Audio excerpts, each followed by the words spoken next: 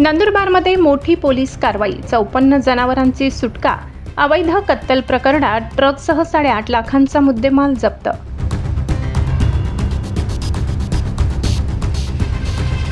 नंदुरबार जिल्ह्यातील शहादा तालुक्यात सारंगखेडा पोलिसांनी गोवंश जनावरांच्या अवैध कत्तल आणि बेकायदेशीर वाहतूक प्रकरणात मोठी कारवाई केली आहे. या कारवाईत 54 जनावरे आणि एक मालवाहू ट्रक जप्त करण्यात आला असून तब्बल 8.5 लाखांचा मुद्देमाल हस्तगत करण्यात आलाय.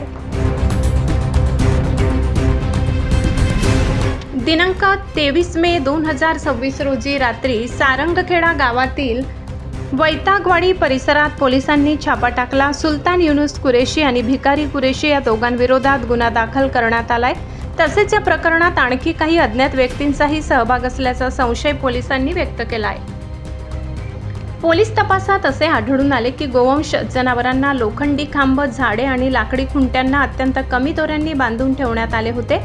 जनावरांना हालचाल करता येणार नाही अशा अवस्थेत ठेवून त्यांना चारा आणि पाण्याविना डांबून ठेवण्यात आल्याचे समोर आले आहे.